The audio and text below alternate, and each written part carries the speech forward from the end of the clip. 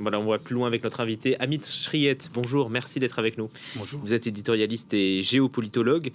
Vous retenez quoi, vous, de ces 20 ans de règne de Mohamed VI? Écoutez, en tout cas, le bilan, il est à la fois mitigé. Aujourd'hui, le Royaume du Maroc s'en sort bien, effectivement, à travers sa diplomatie africaine. La réadhésion au sein de l'Union africaine est une bonne chose. Ça a permis de renforcer le Royaume du Maroc au sein de l'Afrique, notamment aussi la question de la CEDEAO aujourd'hui. Je crois qu'il reste en tout cas aussi plusieurs choses à résorber, notamment la question des inégalités sociales qui perdurent, une justice qui est à changer, je dirais, qui est beaucoup inégalitaire, où il y a beaucoup de passe-droit.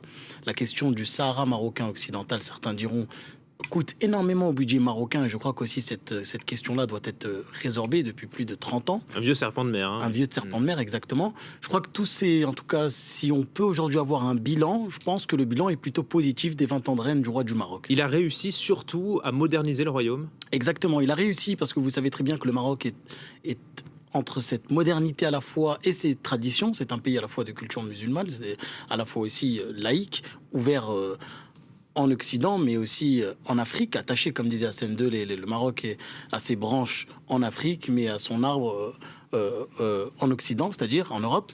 Et je crois que toute cette complexité-là du royaume aujourd'hui, le royaume a su en tout cas jouer un rôle d'équilibriste à travers sa diplomatie.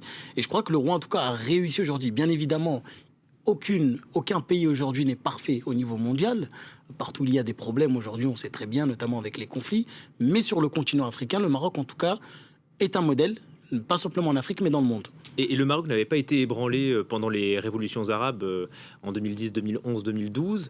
Est-ce que vous pensez que c'est grâce à la figure du roi Mohamed VI? Je pense effectivement que c'est grâce à la figure du roi, la vision en tout cas que le roi du Maroc a.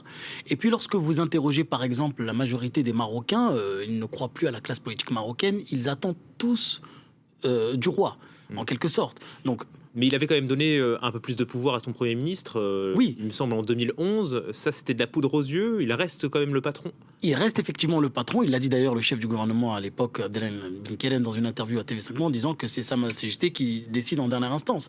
Moi, je crois qu'aujourd'hui, ce qu'il faut en tout cas, ou la priorité en tout cas du Royaume du Maroc, si moi j'ai été conseiller du roi ou si j'étais en tout cas membre influent au palais, je lui dirais en tout cas d'essayer de résorber la question des inégalités sociales, la question aussi des droits de vote des franco-marocains, la question aussi des libertés aujourd'hui de la presse, car aujourd'hui il y a une presse qui est un peu muselée, je dirais, pas entièrement, il y a une certaine liberté, mais il faut de plus en plus aussi essayer de protéger la source des journalistes. Au Maroc, ça pose une question. La question aussi des égalités entre les femmes et les hommes. Il reste beaucoup à faire, en tout cas, pour lutter contre les préjugés. Et la question aussi un peu de la négrophobie qui, dans les sociétés généralement pas simplement marocaines mais maghrébines aussi, persiste. Je crois que ça aussi, ces questions-là doivent être aujourd'hui en tout cas doivent être prioritaires dans l'agenda. Vous parlez notamment de ces inégalités qui s'illustrent notamment dans le Rif, cette région du nord du Maroc qui a été traversée par des secousses. Pourtant, les contestataires ne sont jamais pris à la figure du roi Mohamed VI, il reste intouchable.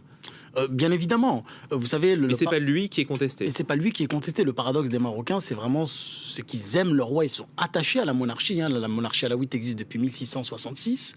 Je crois que le Maroc a montré en tout cas cette stabilité à travers les investissements économiques, à travers plusieurs choses. Le Maroc est un partenaire incontournable au niveau international. Sa relation à la fois avec les pays du Golfe, avec les pays européens, avec aussi les pays africains. C'est cette diplomatie-là, cette multicarte, je dirais, que le Maroc joue.